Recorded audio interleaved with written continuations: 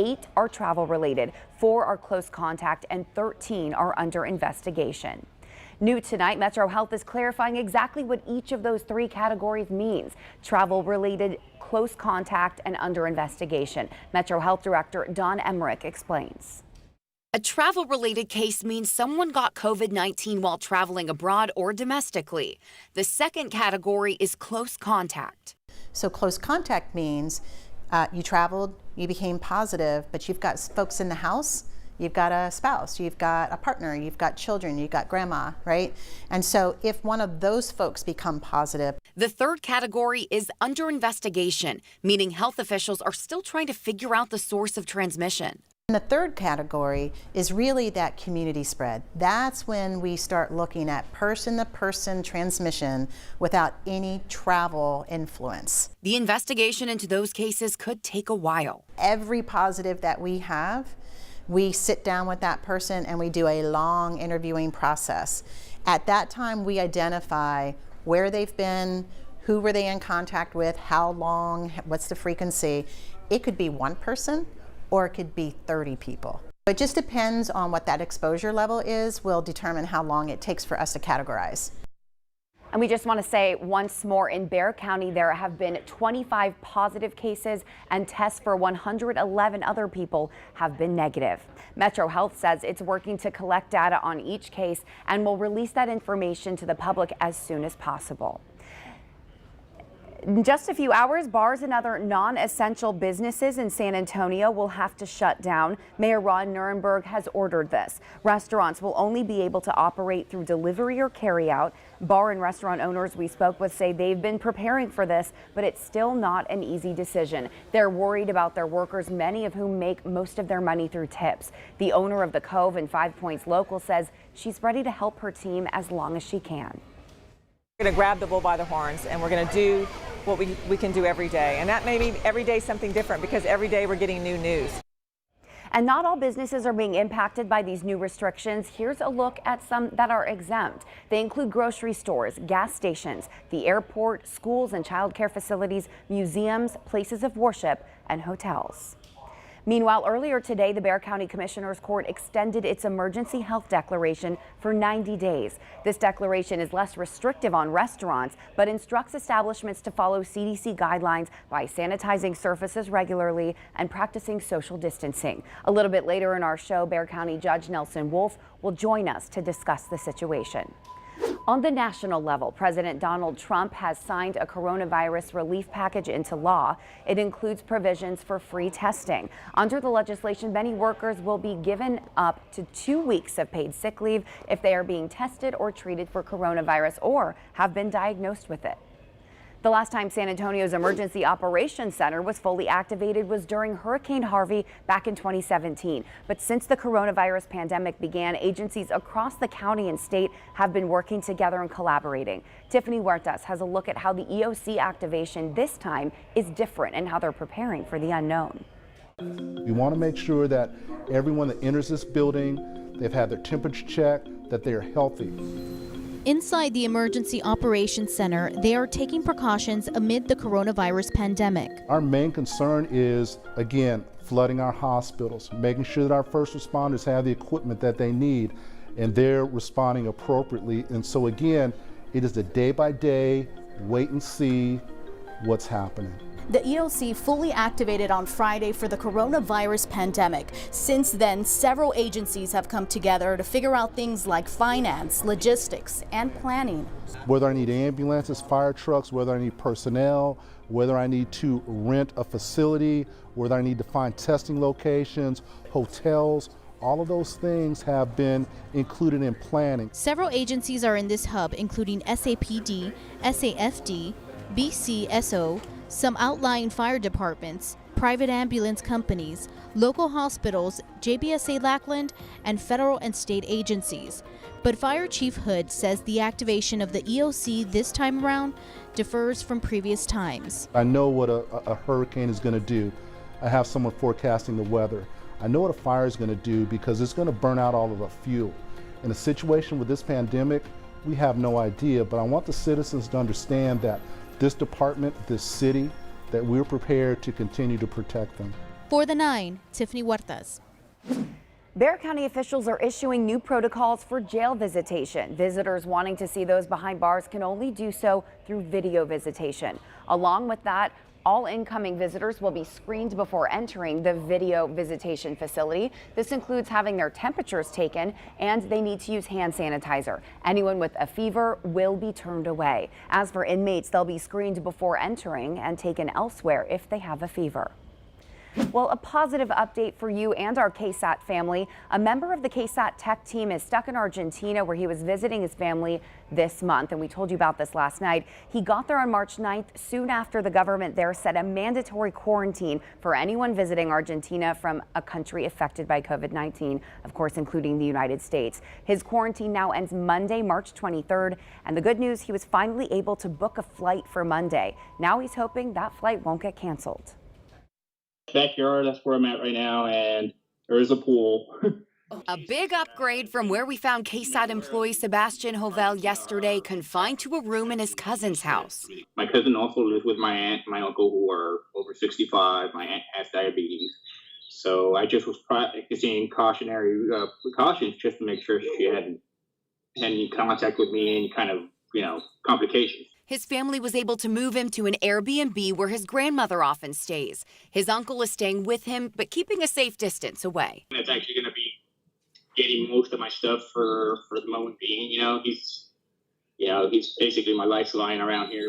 Hopefully not for long. His mandated quarantine ends Monday, and he was able to book a flight. No guarantee that it might actually go out on Monday, but it's the closest thing that they can confirm me on for right now.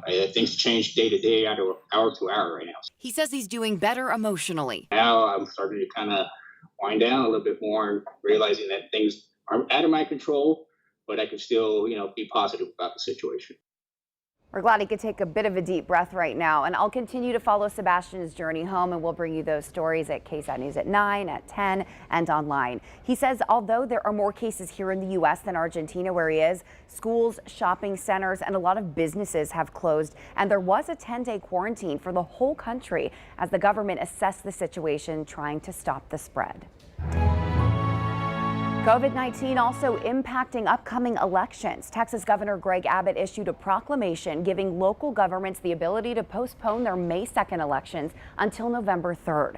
Abbott released a statement today saying in part, quote, right now the state's focus is responding to COVID-19. By delaying this election, our local election officials can assist in that effort, end quote. It is still unclear which local governments will actually postpone those elections.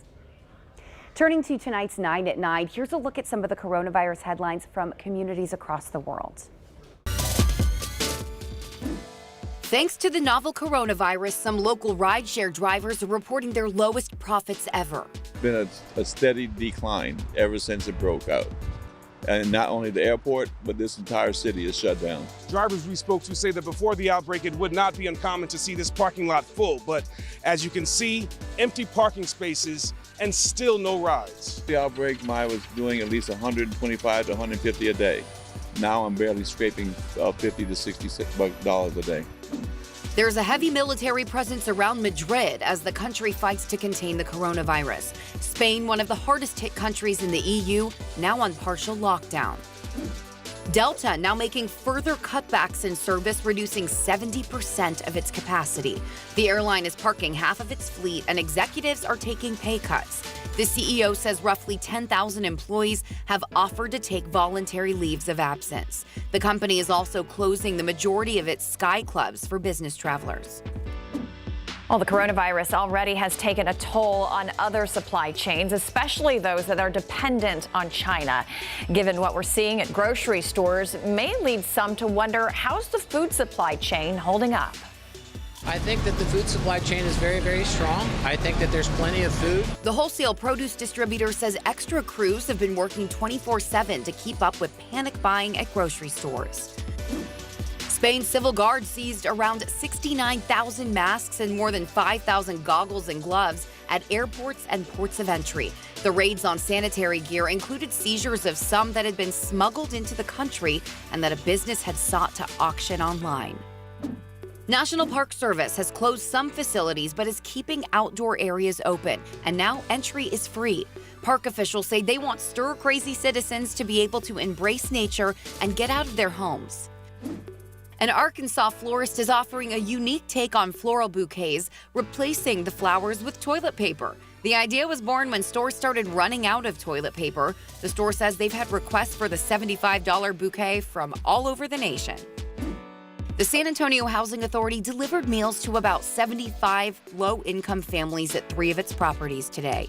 The donation was made possible with the help of the San Antonio Food Bank that has recently received contributions from places like H-E-B, Walmart, and Costco. Traditionally, these food distributions bring people together and come out. Obviously, with a recommendation from the CDC, that is not ideal situation. So today I have a couple of my staff members out here delivering food with us, but we are trying to be aware of the situation and go by the CDC guidelines. Saha says it hopes to expand its donations in the coming days to include assistance for the elderly and disabled communities. A school district's chorus festival shut down due to COVID-19, so students decided to join together and sing from home. Take a listen to this a cappella performance that went viral on social media.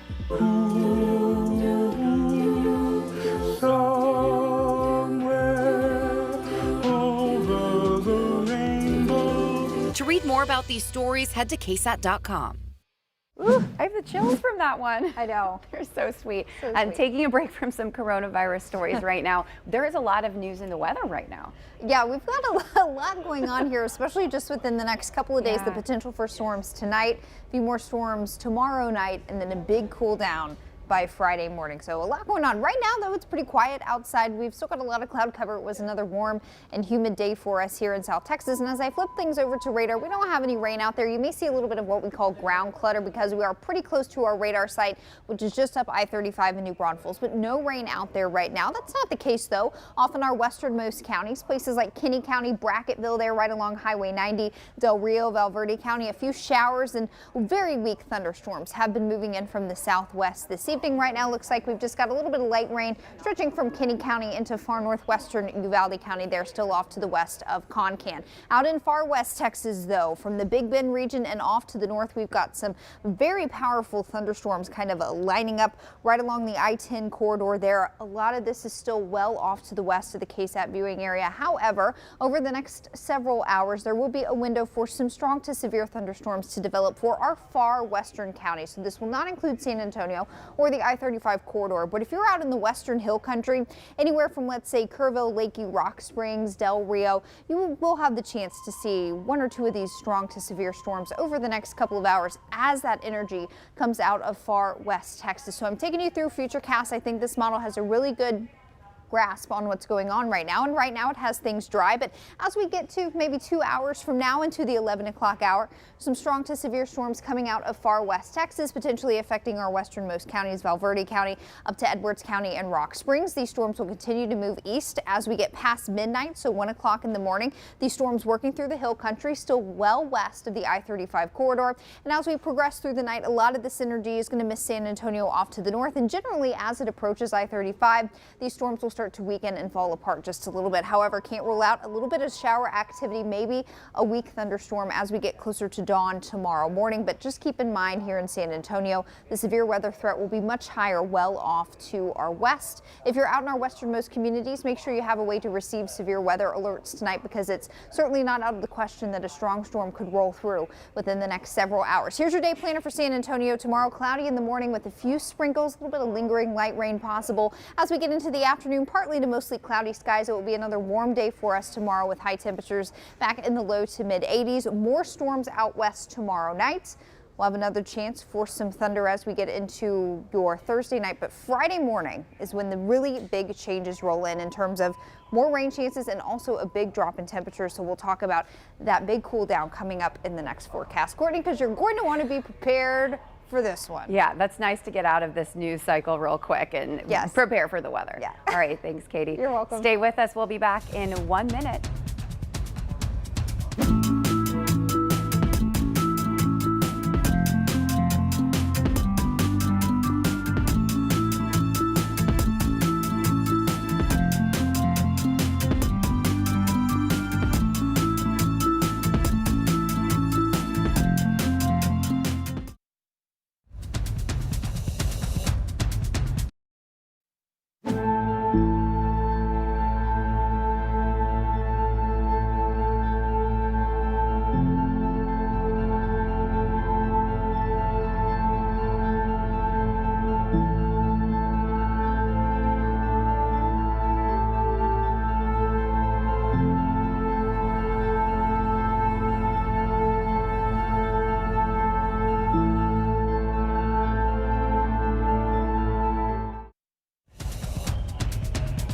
Welcome back to KSAT's News at 9. It is a nightly feature we are starting called Coronavirus Q&A. Last night we had Dr. Ruth Bergeron, an infectious disease doctor from UT Health San Antonio. Tonight we are pleased to be joined by County Judge Nelson Wolff. And Judge Wolff, right off the top, I want to ask you a question about the fact that we are now up to 25 confirmed cases of COVID-19 in the city of San Antonio and Bexar County. Your reaction to the fact that we've jumped that far? Well, I think it's going to continue to go up. The more that you test, and we knew that, the more that you test, the more that you're going to have COVID-19. So I expect those numbers to continue to go up. It's just a question of what are the right steps that the health, you just mentioned, just as you came on, Dr. Ruth Bergman, who we hired today and on a contract, and she stated to me this morning that as long as we have social distances in restaurants, it's not any different than anywhere else, and as they have alternative seating. And so in the order that I put out, I put all those things in there that needed to be done. I'm not sure, where this stops. I think we'll know a little bit more within the next few days, I guess. I don't know how much of those other 12 or so were community spread as opposed to being in touch with a traveler that has gone somewhere else. But I just don't know how far we're going to have to go on social distances and closing everything down. I mean, we're getting pretty close to having some severe economic problems. When I say economic problems, that means people don't work and people don't get paid. Just in the restaurant business alone, there's probably thousands of people that work. Yeah. So, it's not an easy choice. You throw somebody out of a job. I don't have all the answers to it. All I know is I followed the policy of the CDC. I followed the policy of what the public health key people at the city said yesterday. I followed the same thing the mayor said yesterday, but it may have to change. It's I just don't know how far we go in isolating people. We took a number of steps today to try to help people. We stated that we would stop evictions, which we're doing. We're going to stop foreclosures next 30 to 60 days. We are going to appropriate some $5 million to help out some of the smaller businesses that are right on the throes of going broke. It's just very tough. I don't think anybody has the exact answer of what to do. And that's one of the reasons why we're doing things like this, is to get some of those, in my opinion, facts help with fear in a lot of instances. And, the first thing I really want to talk about, we talked about the 25, but also what's your basic message to the citizens of Bexar County tonight, right where we are? Yeah, the very basic message has been all along social distances. You got to remember, it's the droplets that come out of a person that may have it and get to you. And you have to be within about 6 foot of somebody. Just because you walk by somebody doesn't mean you're going to get coronavirus. It's the droplets that come out. And that's the purpose of the testing that's going on now, to find those that do have test positive, to isolate them, whether it's a self-imposed quarantine or somewhere else, is to pull them out. And that's the reason for the testing. If you get tested, there's nothing we can do to cure it. We can treat your symptoms, right? Pneumonia or some other symptom that you might have, but we can't cure you. So the purpose of testing is to extract those people out. There's 2 million people in the city, and I would assume we're going to have quite a few more of those. And it's just how far we go, and shutting everything down. I don't have the answer to that. All I know is that at some point you're damaging a lot of lives, and I just don't know.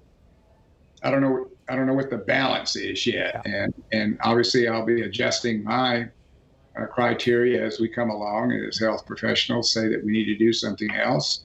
I think the governor is going to say some things tomorrow. We'll hear what he has to say, and that may cause a difference of what we need to do. It's just not an easy easy thing to decide. We already got it compounded with the schools closing, and what are low-income families going to do with their children? How are you going to feed them? How are you going to take care of them? Where are you going to do it? What are you going to do about your work? Let me tell you, small businesses can't do what the large ones do.